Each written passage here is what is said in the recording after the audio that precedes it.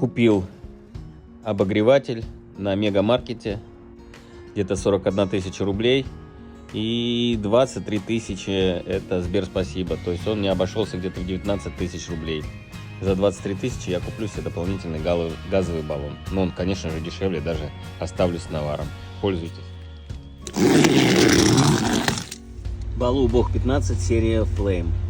На сборку уйдет минут 20-30. Сначала прикручиваются колеса вот с такими блокираторами. Два блокиратора и одно колесо, оно стационарное, полностью закручивается.